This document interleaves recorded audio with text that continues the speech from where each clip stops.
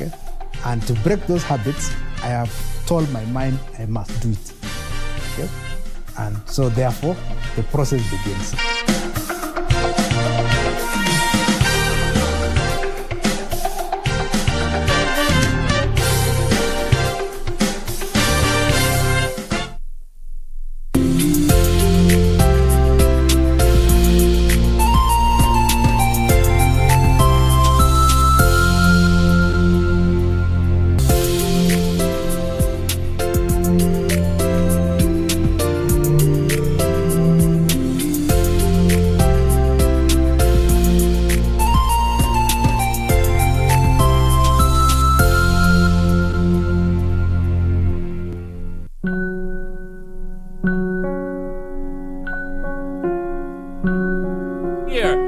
I'm CEO material, right? You want me to answer phones? Are you serious? Very serious, Mr. Ding.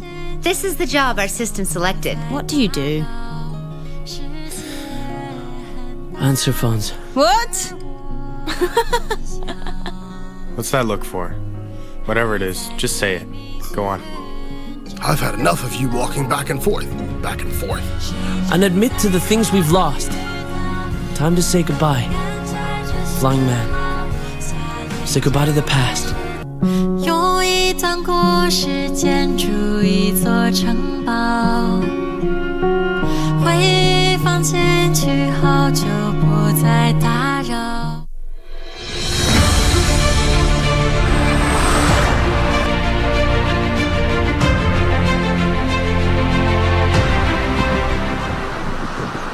Development follows roads. Whenever a road is opened, the economic activities are always part. Tumefurahia sana kwa president wetu juu ametutengenezea hii barabara. Hata mashamba yetu sasa itakuwa na value, na hiyo tumeshukuru sana. Sisi ndio tuna build hii country. The future is in our hands. Yote haya kwenye KBC Channel 1 Ijumaa saa 2:30 usiku.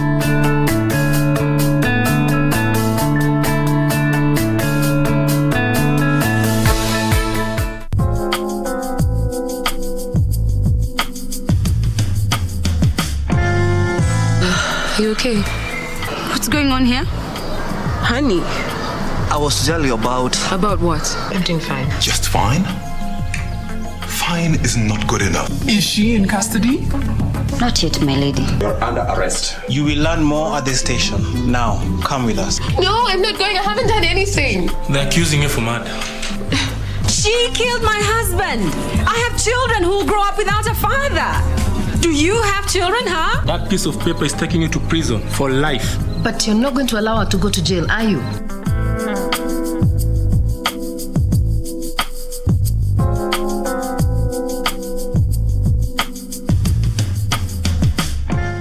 Beacon Furnitures Limited. We're local manufacturers of quality office furniture, dealers in quality office equipment like fireproof safes and cabinets. Our automated state-of-the-art factories at Henna House along Enterprise Road in Nairobi's industrial area. Our showroom is at Uniafrica House, Koinange Lane off Koinange Street. We are passionate believers in locally manufactured goods. When you and I buy locally made furniture, we impact on the livelihoods of our brothers and sisters. For orders, visit our showroom at Uniafrica House, Koinange Lane off Koinange Street. Beacon Furnitures Limited. Jenga Kenya, tupate ajira.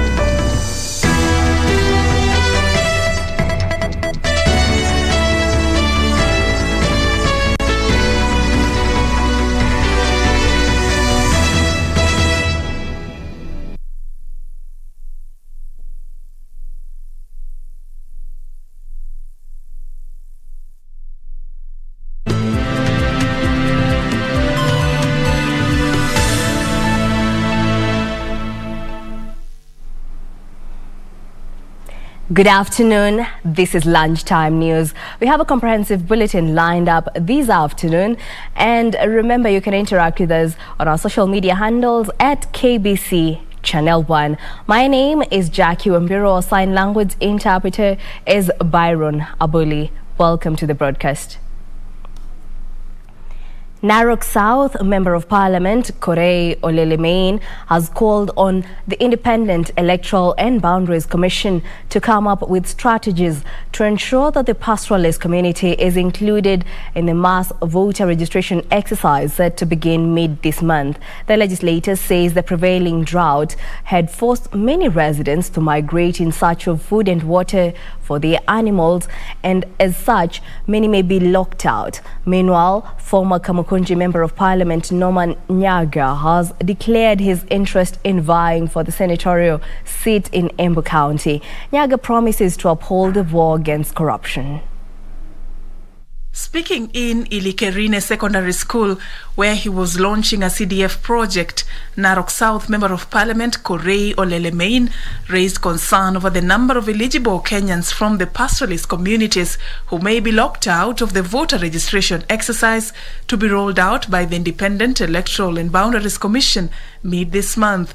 Lemain noted that the prevailing drought has forced many families to migrate in search of food and water, calling on IEBC to devise ways to ensure that they reach as many of them as possible. Tafadhali mujaribu mkate kura, na tunaomba pia IEBC asa officials wale ambao wanashughulikia, wanasimamia ima counties ama sub counties ya wafugaji.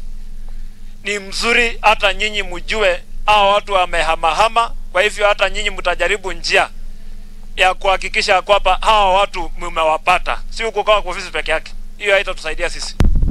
Meanwhile, 15 years after announcing retirement from active politics, former Kamukunji Member of Parliament Norman Nyaga has made an about turn and wants to vie for the senatorial seat in Embu County.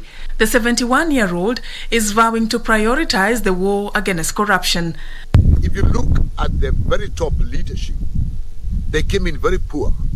They live as millionaires, if not billionaires.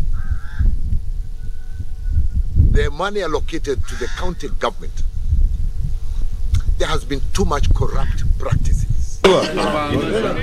This coming at a time when a section of youths drawn from 7 sub-counties in Busia County is mounting pressure on Busia Senator Amos Wako to vie for the governor's position, insisting that he is best suited to succeed Governor Sospita Ojamong. Ni kiongozi mgani anaweza unganisha viongozi wote ambao wamesimama? Pia tukasema kwamba Amos Wako ako na hiyo uwezo wa kuleta hawa watu kwa meza wakaweze kujadiliana ili Busia ikawe na mwelekeo mzuri, sio ile mwelekeo wa fujo na kupigana. Elders from the Botondo clan in Kisii County are yet to agree on their endorsement of aspirants for the Nyaribari Chache parliamentary seat. The elders are divided over who between Henry Otara and James Kenani was given the green light to vie for this seat. Hata huyu mwenye kuwekewa mikono sasa ametengwa, lazima atunze heshima, lazima awe mtetezi, lazima awe mtu ambaye anakaribisha wageni wanapotembea, lazima awe mtu anachulisha ukoo wake penye nchi inaenda. If you are leading, then you must look at the roadmap, how you are going to structure the satisfaction of the people's needs. For Lunchtime News, I'm Safin Acheng. And away from the political arena, the county government of Kajiado has begun demolition of dozens of kiosks in LBCL town, Kajiado Central, that have over the years hindered access to several feeder roads. The kiosk owners who had encroached on the road reserve were given a notice by the county government to demolish the structures, but failed to do so. 3 months ago, the Kajiado County Government's Department of Roads gave kiosks owners in LBCL a notice to demolish their kiosks to pave way for road construction, but they ignored the order. The illegal temporary structure owners were moving with speed to salvage their structures when the county bulldozers came calling. The move came 2 days after a section of the traders staged a demonstration saying they will not move from their current operating area in the town. The same area has been identified as one of the heavily encroached zones. However, locals want the exercise to be conducted in a humane manner, even as they urged the county government to provide an alternative operating area for the hawkers. Matatu pale hakuna mahali ya kupakia, toilet choo hakuna hapa Basil, na sasa tukiona kaunti wakianza kutengeneza mahali kama hiyo, hata sisi wenyewe bisi tunafurahia kuadhirika. County government ya Kajiado wajaribu sana watuonyeshe maeneo ya soko, kwa sababu eneo hili limebeba zaidi ya watu 200 na sasa wote hawana kazi, ukame umezidi huku, so watu wako katika hali ngumu kabisa. The county government is rooting for a well-planned town with all roads accessible. Beatrice Gatonyangetich, Channel 1 News. In other news, a section of West Pokot ward representatives are now accusing some of their counterparts in Marakwet of inciting locals to violence. The MCAs say leaders across the border have refused to spread peace messages as required in ongoing efforts to bring lasting tranquility in the region. Leaders in Kerio Valley are accusing one another of stonewalling peace efforts in the region. A section of ward representatives in West Pokot allege that some leaders in Elgeyo Marakwet have refused to support ongoing peace efforts. Naambia viongozi ambao waliongea mambo ambayo si mazuri waondoe ama wawekwe ndani, kwa sababu mambo yao si mazuri, na serikali ichunguze hawa, kwa sababu inaonekana wao ndio wanachochea watu na kuleta uhasama katika mipaka. Tunasema kuwa serikali ni lazima achunguze, kwa sababu inaonekana viongozi hawa ndio wanachochea vijana kuja kupika upande wa West Pokot Chesekon. More than 50 people have lost their lives in the region in the last 3 months alone. Kerio Valley imekuwa na msoso ambayo inatokana na wezi kutoka Marakwet. Wezi ambao wiki uliopita na wiki hizo zingine na miezi hizo zingine wamekuwa wakifamia upande wetu wa Pokot kule Lomut. Omba kama West Pokot kuwa Matiangi Indiria, waziri wa Indiria kuwa kucha Chesekon, leta hiyo askari kule Chesekon, leta dira ili tupate amani na ufanye disarmament kule Marakwet. Viongozi wa Marakwet, jaribuni sana kuona jinsi mnaweza lete amani, kwa sababu Wapokot kwa mara nyingine, kwa mara mingi sana wametafuta amani kwa kasi kabisa. But even as the leaders trade accusations, the burden of the violence continues to weigh heavily on development and education. Jacqueline Masharia for Lunchtime News. Meanwhile, constituencies in the country have been challenged to ensure they strictly allocate funds to intended projects. National Government Constituency Development Funds Director Maria Lekoloto says they have received requests to channel funds to inadvertent schemes on several occasions, attributing it to poor planning. National Government Constituencies Development Funds Director Maria Lekoloto says many constituencies have a tendency of diverting funds to unintended projects. Project inafaa kuwa completed within 3 financial years. So ukipata constituency wanaweza maliza their projects within 1 financial year. That is excellent for us. Na constituencies nyingi zimeshindwa kuimplement hii universal healthcare. Wanaleta pendekezo yao ya kuwa na fedha kama hii, tuna approve kama body, wanarudi tena wanatuambia wameshindwa kuimplement. Sasa wanasema to reallocate hizo fedha iweze kwenda kufanya miradi zingine. Lekoloto challenged constituency managers to consider advocating for universal health care by allocating funds for the same, adding that it is part of the country's Big Four agenda.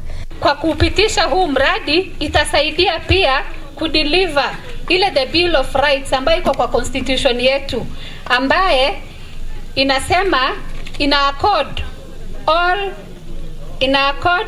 all citizens fundamental access to health care. Suna West Member of Parliament Peter Masara said at least 5.5 million shillings had been set aside towards the National Hospital Insurance Scheme to ensure residents have access to medical services. Come 2030, it should be that everybody, all Kenyans can access medical services, whether they are rich, regardless of their position in the society. Whether they are poor, they are old, disabled, they have to access affordable and quality health care. A section of locals in Narasha and Olomunyake in Nakuru County are up in arms over what they term as unfairness in the allocation of job opportunities by a private power generating company operating in the area. The residents who held demos along All Carrier or Power Road say the company has reneged on an agreement to offer jobs to residents. Residents of Narasha and Olomunyake have accused the power generating company of turning back on an agreement signed 15 years ago. The agreement was to ensure locals are hired into the company. The aggrieved residents held demonstrations and threatened to disrupt company operations, forcing the police to intervene. Si hapa tukijaribu kuongea ama kutoa sauti kwamba hii kampuni iko hivyo, wanachukua msaha. Hakuna mtu tunaletewa aje atusikise mashida zetu. Sasa sisi leo tunalilia serikali kama kuna uwezekano kabla tuchukue hatua yetu ama tuchukue sheria mkononi. Tunaomba usaidizi ambayo serikali inaweza kutuletea. Kulikuwa na upendeleo kwa sababu wanatufinyilia tule tu contract kidogo, wana ile kazi permanent na shape wapeana katika community. Kazi hatupati. Wenye wamesoma ni wengi na wenye hawajasoma ni wengi, na makazi hapa kuna wenye hawajasoma na kuna wenye wamesoma na wapati wote. Tunashindwa hii kampuni ni ya haja gani kwa hapa?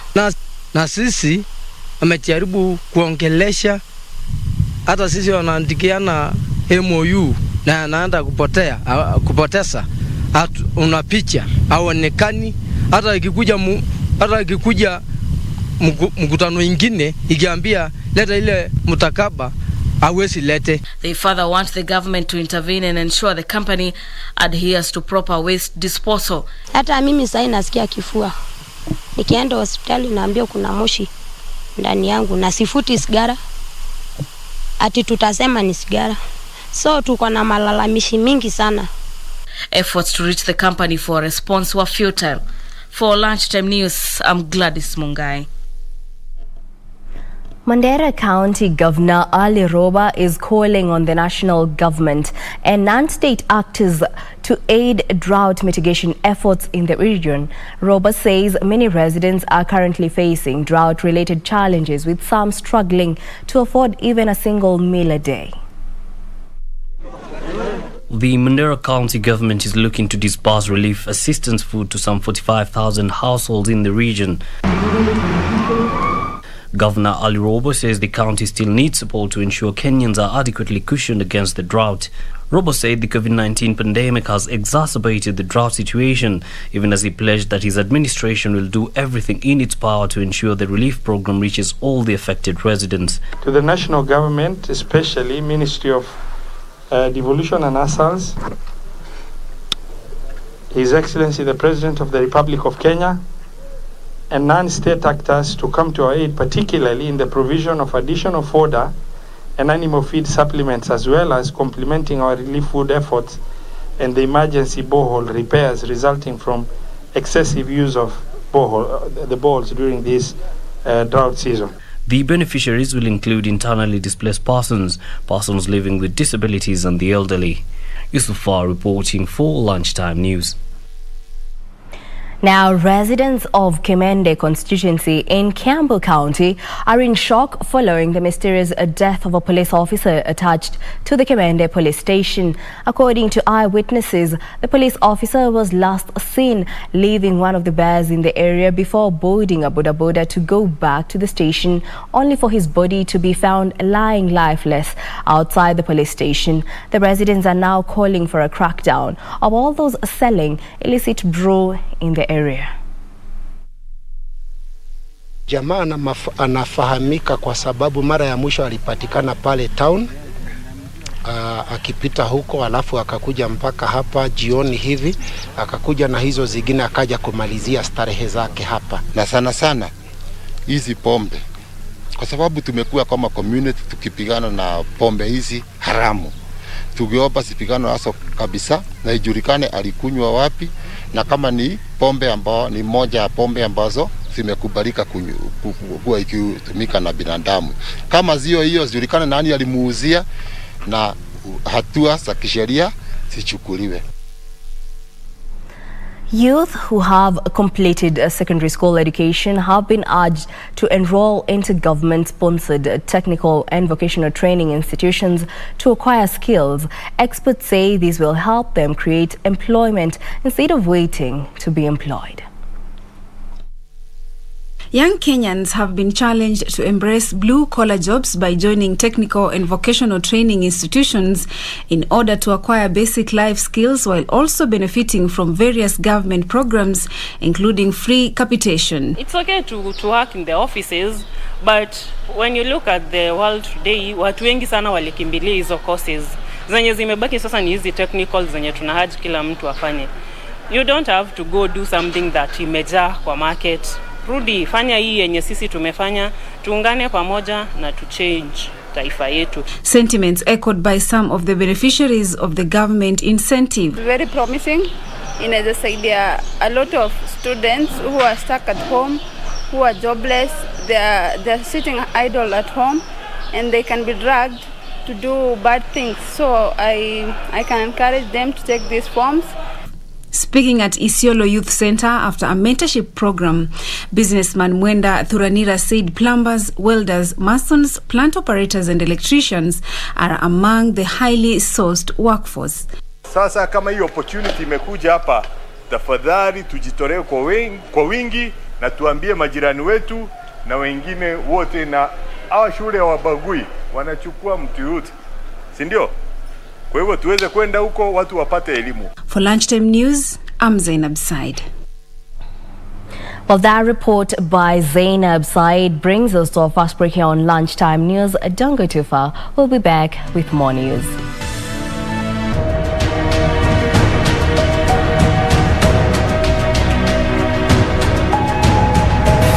Actually, I took this decision for the economy of Uganda. And I must make sure that every Ugandans get a fruit of independence. Since actually Uganda is not yet independent, I will say that, even when the British handed over on the 9th of October 1962, the Uganda still not yet independent. Uganda will be independent after this, my decision, after I want to see that the whole Kampala street is not full of Indians. It must be proper black, and administration in those shops is run by the Ugandans.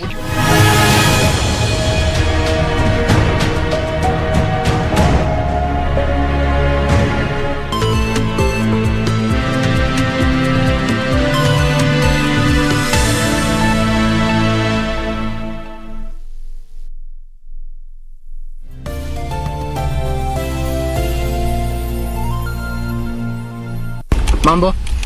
Kwani wewe ni loan? Kwa nini? You are gaining my interest. Oh my goodness.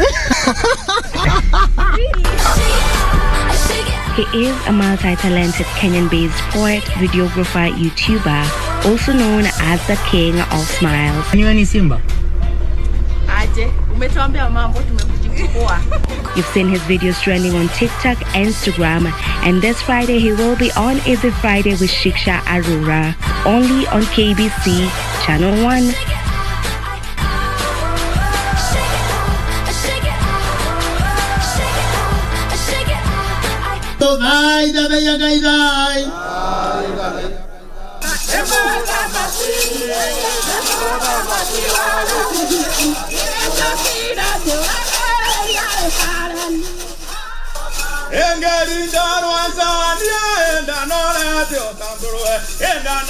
Ukami.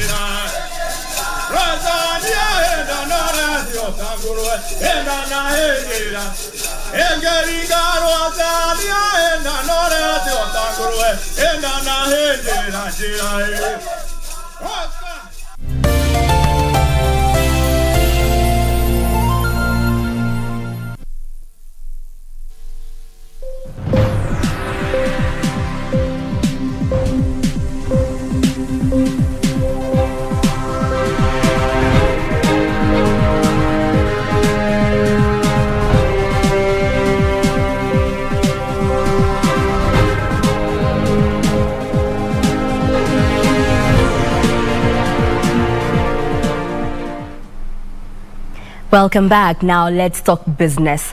The government, through the African Development Bank, has funneled an additional 20 billion shillings into the dualling of roads in Mombasa. The State House Chief of Staff Nzioka Maite says the roads are 98% complete and will increase trade and regional integration by easing movement of cargo to and from the port city. The rehabilitation and expansion of the 41.7 kilometers road connects the port of Mombasa directly to the landlocked countries of Uganda, Rwanda, Burundi, and forms an essential connection to South Sudan, the Democratic Republic of Congo, and parts of northern Tanzania. Of the 20 billion shillings, 8.5 billion will go into the dualling of Mombasa-Kwajomvu Road project. The project will also see the dualling of the Kwajomvu-Mariakani Road and Magongo Road, as well as the expansion of the port rates and Moi International Airport access roads. The Kenya National Highway Authority says the roads will provide several routes for trucks and transport cargo from the Mombasa port to several destinations within and outside the country. Currently, the travel time has been very high. You could take, as you have heard here, we could take even 6 hours to drive from Mariakani to Mombasa town. But with this, it is expected that the travel time will reduce to under 1 hour at completion of the project. The State House Chief of Staff Nzioka Mwaita assured residents and businesses affected by the road projects that the National Lands Commission and other state agencies will fast-track evaluation of their property and process their compensation. Serikali iko tayari kuketi nao, kuongea nao na kutafuta njia na suluhu ya kumaliza hii shida ambayo inawakumba. Reporting for Lunchtime News, my name is Ibak Said. In other news, Baringo County is looking to leverage cooperative societies in poultry farming to improve the lives of its people. The county government says it has 255 registered cooperatives, while only 94 are active. The devolved unit has donated chicken incubators with the potential of hatching over 1,000 chicks in 3 weeks to boost poultry production. As drought ravages parts of Baringo County, the county government is focusing on cooperative societies for poultry farmers to improve food security. Poultry farmers in the area have been grappling with the high cost of buying chicks and caring for them till maturity. The incubators launched by Baringo Deputy Governor Jacob Chepkony seek to provide affordable chicks to the farmers. Chepkony said the county is keen to improve the earnings of its citizens and open up revenue streams for the county. Tunataka kujenga mifuko ya watu wetu so that ile pesa, ile rasilimali kutoka serikali kuu, ile revenue tunapata kutoka county government of Baringo, ile pesa yetu inakuja hapa tupate kumultiply. Naamini amutaenda fanya kuku peke yake, mutaenda pia kuangalia ni nini ingine tunaweza fanya ili tuporeshe uchumi wenu, ili muporeshe. Trade CEC Clement Lomaringoria said that one of the hatchery has potential of producing over 1,000 chicks in 3 weeks. Hii hatcheries iwasaidie. If one hatchery can give 1,056 chicks in 3 weeks, out of 9, hiyo yote inakuwa 9,500. Kumaanisha there will be a good business taking place within Baringo. Reporting for Lunchtime News, I am Teresa Mta. Nyahururu town residents have been alerted of a looming water shortage in the area following a drastic drop of water levels at the Thompson Falls. Residents have been urged to conserve the environment to cushion against decreasing water levels. Speaking in Nyahururu town while inspecting government projects in the area, Laikipia County Commissioner Joseph Kanyiri warned over a looming water shortage that has been attributed to land degradation and deforestation. He has at the same time urged the residents to conserve the environment to protect the water catchment areas. In the rivers where they harvest the water to get into the system, the water levels have really gone down. They get water from Thompson Falls.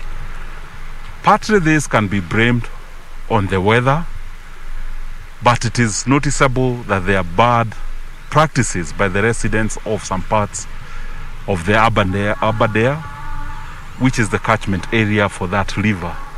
We'd want to urge people to conserve the environment, in particular not cut trees anyhow, not cultivate along the riparian areas, because this will see such a big project not realize its optimal benefits. He also noted that the Nyahururu Water and Sanitation Company benefited from 1.2 billion shillings from African Development Bank to expand its infrastructure, noting that such a big project may fail to materialize if the environment is not conserved. The company's managing director, Peter Mwangi, regretted that they spent close to 2 million shillings monthly to treat the water before distributed due to contamination. The national government, in collaboration with the county government of Laikipia, enjoyed a facility from ADB worth about 1.2 billion to augment the water supply that is the network for this company, and we are happy the project has been implemented well. We normally use around 2 million for chemicals to treat our water, and currently what's happening is like the water quality at the source has gone so bad such that we are even using more chemicals than we used to use. A youth-driven organization that started off as a charitable entity to help orphans took a different turn 7 years ago when it ventured into the cottage industry to generate income. Today, the Kiambu County-based organization has grown into a formidable business. Our reporter Yusufar interacted with the founders of the organization and filed the following report on this week's edition of Young in Industries.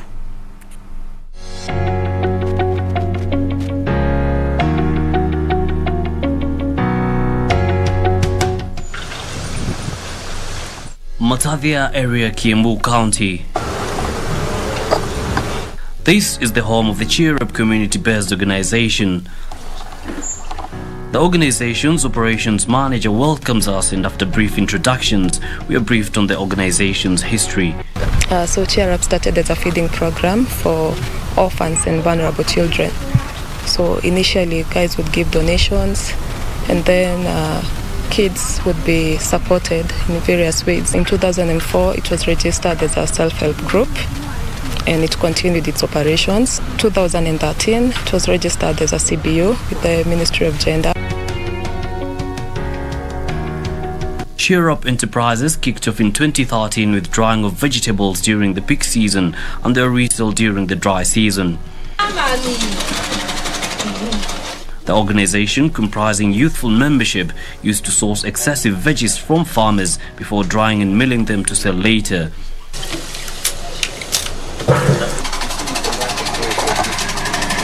Today, however, on the menu is freshly sourced bananas. Operations manager Tabitha Kahura walks me through the process that turns these fresh bananas to powder. When we came in, we cleaned everything, our working station, our equipment.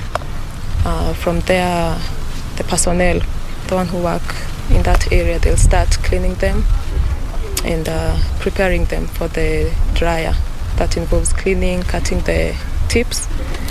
Yes, and also we weigh them. We have to weigh the initial weight of the bananas before we dry so that we can compare with the dried ones and know the ratio.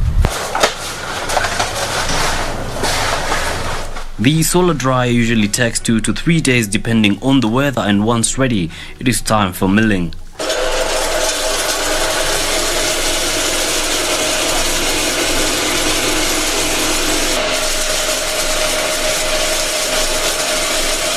The banana, now in powder form, is then sieved to have a smooth product before it is then packed and ready for sale.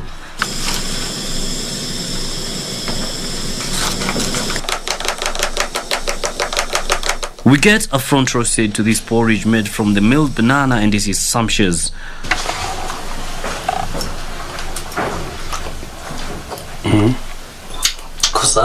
This isn't, however, the only product that Cheer Up Enterprises has. Tumekuwa tukidry vitu kama bananas, pumpkin na carrot, hata na vegetables kama sukuma wiki, managu na terere tumekuwa tukikausha. We are more on that side now, on the powders. Because yes, you can also turn sukuma wiki and spinach and everything into flour, but it does not have as many uses. The business incurs an operation cost of between 80 to 100,000 shillings a month. Sales range between 180 to 200,000 shillings, translating to monthly profits of up to 90,000 shillings. Thanks to the business, members are now able to reap the fruits of their labor and even employ other young people to get experience and make a few coins for themselves. Nimeweza kujimudu kimaisha vizuri na ninaona nina meeting my bills na hiki kikundi. Na save kidogo ili hata mimi nataka hata mimi kuweka kazi yangu, pia nanunua chakula, juice lent, na alipia mtoto school fees, na nimegain a lot of experience na pia skills. In 2017, the organization obtained a 250,000 shilling loan from the Youth Enterprise Development Fund that has assisted in the procurement of equipment for the business. The organization now hopes to secure another loan to expand the business and at the same time maintain their goal that has now shifted focus, targeting families affected by HIV and AIDS. We hope to open a shop where you can find our products anytime, any day. We hope to expand our production. One of our main challenges is that we sometimes cannot meet the demand for the products because of the capacity. Our dryer is not so big, so we can only produce as much. We hope we can get our own land to set up larger, more efficient solar dryers and transfer our entire operation to a permanent location. Na tunaona tukienda mbali tuwe na a big factory na ili tuandike watu wengi, na tungependa sana ili tuweze kusaidia our community. Every business comes with its own fair share of challenges, but with the correct mindset and resilience, the challenges are easier to overcome. Going forward, for the Cheer Up CBO, one thing is for certain for them: the only way from here is up. Yusufar reporting for KBC Features from Matadhe Village, Lari Sub-County, Kiambu County.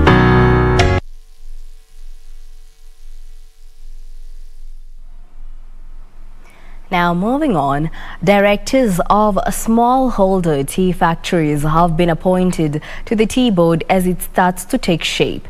In a Gazette notice, Agriculture Cabinet Secretary Peter Monya has appointed 4 directors to the board that will oversee operations in the tea value chain as part of implementation of the Tea Act. Implementation of reforms in the tea value chain has started, with 4 directors from smallholder tea factories being appointed to the tea board.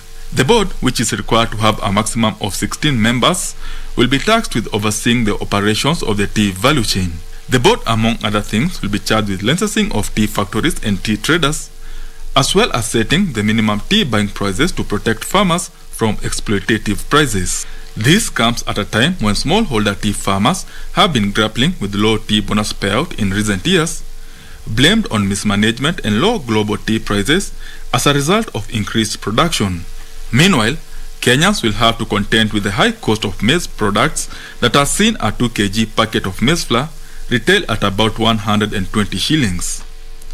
Agriculture Cabinet Secretary Peter Munya says the government will let the market forces dictate maize prices. Tutahakikisha hiyo haibadiliki. Mkulima aendelee kunufaika na jasho lake. Hawa akiuza anapata at least mapato yake, pesa iongezeke.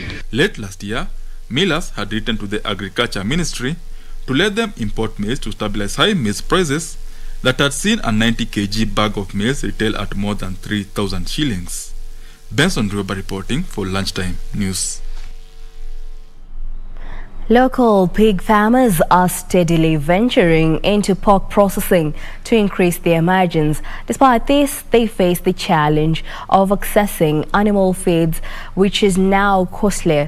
On today's episode of Farmwise, we explore Daichi Farm, which is one of the local pig startups that has ventured into pork processing. In 2016, Jennifer Kome and her co-director started this pig farm with only 50 animals. The number increased to over 3,000 pigs during the farm's peak. The farm currently houses 1,500 pigs since they are gradually destocking. We have had a crop of 3,000 pigs on this farm. Currently, we are engaged in primary production, meaning we grow up our pigs at the farm, and we are also engaged in processing, which is value addition. The pigs are housed in different units depending on their age.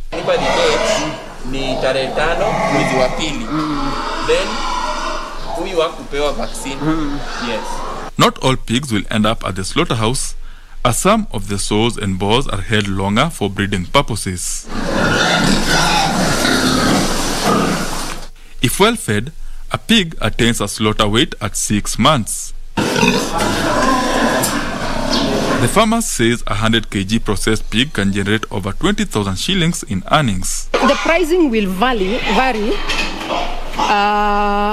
because of where we sell. If we sell a mother, the pricing is different. However, as in the case with many other livestock farmers, pig farming is grappling with animal feed scarcity and increased prices. A few months ago, this place would be full of workers and animals, but thanks to the high cost of animal feeds, the place is now deserted. The government does not follow the directive of the president, which he gave on the 20th of September during his Mashujaa Day address, to actually ensure the cost of animal feeds is cushioned in the short term. Then farms like ourselves will just close, like many farms have closed down. Kome says the cost of feeding has more than doubled to 65% of the total cost of production, up from the normal 30%. I think the key thing is the feed cost has gone up by 65 to 65%. So whichever direction, if we sell a mother, which we used to sell at 40,000, if the feed has moved from 45% to 65%, it means the profit margin already has been eaten into. The scarcity in animal feeds is attributed to high demand for animal feeds in China and India that has mopped up key raw materials for making animal feeds from countries where Kenya sources some of her raw materials. China and India, having not been able to grow a normal crop, started looking regionally, and they came down to Uganda. The Indians came to Uganda. The Chinese went down to Zambia and started locking big volumes of the material. The government, in a circular, allowed feed millers to import feeds provided the feeds were 100% GMO-free, a move that millers now say is a challenge. Fortunately, on the world space, the materials offered today, like maize, like soya, soybean meal, DDGS, any material you talk about has been to an extent genetically modified. We are a net importer of the meat eaten here, whether it is chicken, whether it is the eggs, whether it is the pork meat, and in fact beef meat. And some of this meat is coming from jurisdictions that for a very long time are already using GMO animal feed. The Association of Kenya Feeds Manufacturers say that 6 animal feed millers have closed shop since mid last year due to lack of feed processing material. It will not be possible to import any of those materials at 100% GM free. What we see as a way forward, therefore, is a review of the Gazette notice issued in November to adopt the European standard at 99.1%. For now, Daiichi Farm is operating below capacity, with pigs receiving reduced feed ratio that the owners say has affected the weight of the animals, hence lower income. The annual pork production in Kenya stands at an average of 14,000 metric tons, against a consumption of 33,000 metric tons. Benson Rioba reporting for FarmWays. Now, in other news, do you operate a small business? If you do, did you know that you could customize customer-facing operations through conversational interfaces? Kenyan innovators have come up with ways of helping businesses build USSD, WhatsApp, and programmable SMS solutions without the need for any technical expertise. On Tech One, we take a look at how small businesses can utilize plug-and-play tools to offer customers instant feedback to queries.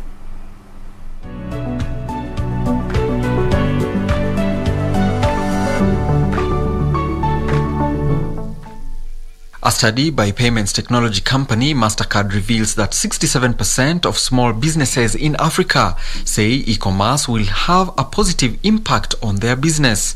This is due to technology adoption made possible through back-end tools. These tools get integrated with WhatsApp to offer instant feedback to customer queries while using automated methods to process payments and complete transactions. Kenyan startup Asada Tech Limited, through its microservices platform Flow, have developed a system that automates customer-facing operations using conversational interfaces. Currently, the International Trade Center (ITC) reports that SMEs that adopt technology in operations are more desirable, especially those that adopt a systematic form of easy tooltips on only the best no-code platforms that guide customers to easily input questions and choices being tops. All this is done in less than 10 minutes with no coding nor any technical expertise. Also on offer is the off-the-shelf selection of auxiliary service integrations such as mobile money, card payments, and bill processing options that businesses can integrate into their solutions to enrich their flows for a quick and easy purchase experience. This is expected to enable businesses view customer logs and track any failed logs from either their USSD, WhatsApp, programmable SMS, or IVR channels. This way, SMEs can get in touch with their potential customers that try to reach them through their channel. Alanauko, Tech One.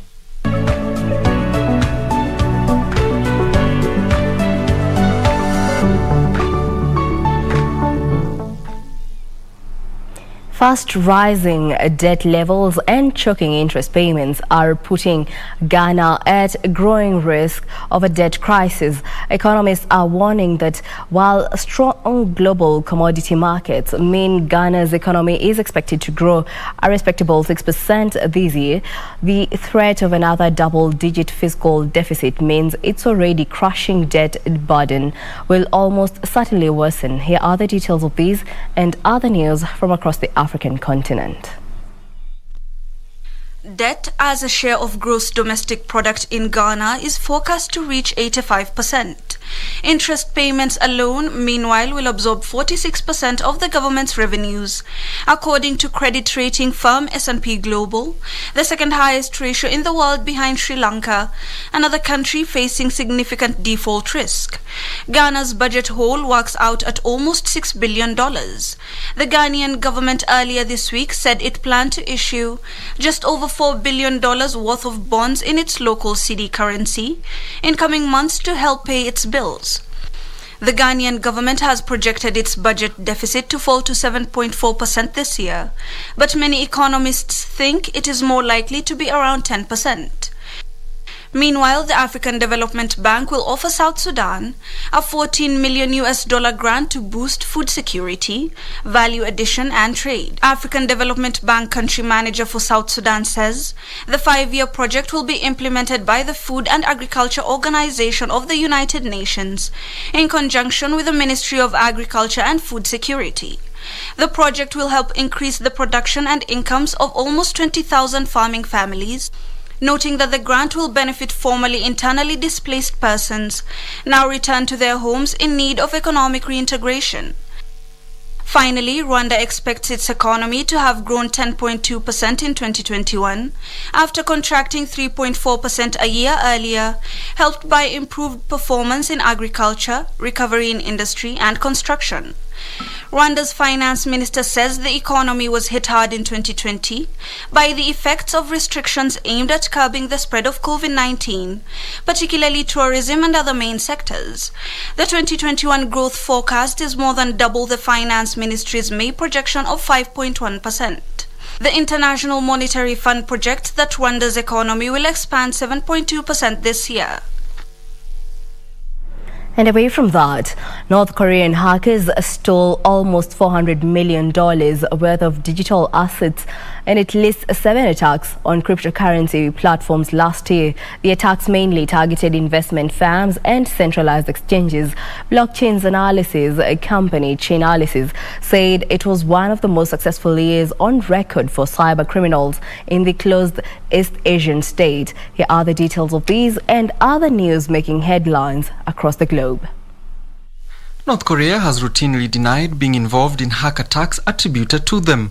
In a report, Chainalysis said from 2020 to 2021, the number of North Korean-linked hacks jumped from 4 to 7, and the value extracted from these hacks grew by 40%.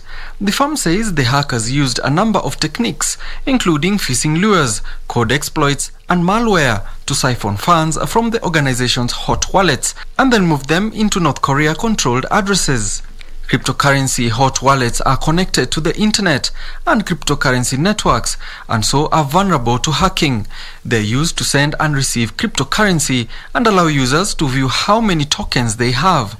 Meanwhile, technology firm Google plans to spend $1 billion buying one of the London sites, Central Saint Giles, in which it is currently a tenant. Google says it will be undertaking a multi-million-pound refurbishment of its offices there to ensure they were on a par with those in its new King's Cross development currently under construction. This will ensure it provides more space so that offices can be less densely populated, and will include collaboration spaces and inclusive meeting rooms for hybrid working as well as covered outdoor workspaces. Finally, oil futures has been eased for a second session on expectations that the US may soon act to cool prices that remain above $80 per barrel, while movement curbs in China to rein in a COVID-19 outbreak weighed on fuel demand.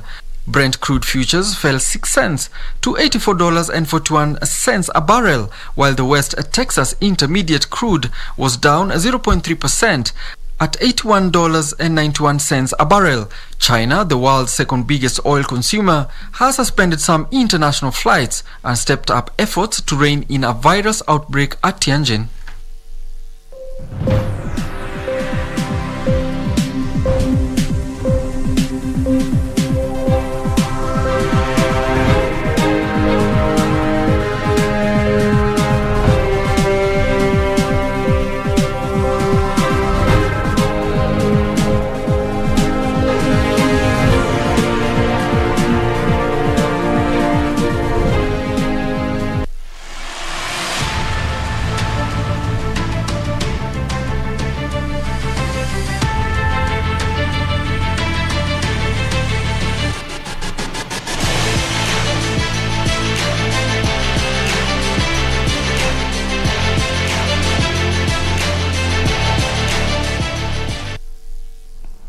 And on news making headlines in the sports arena, Australia has revoked tennis star Novak Djokovic's visa for a second time in a row over his right to remain in the country unvaccinated. The decision by Immigration Minister Alex Hawke on health and good order grounds means he could be deported. However, the 34-year-old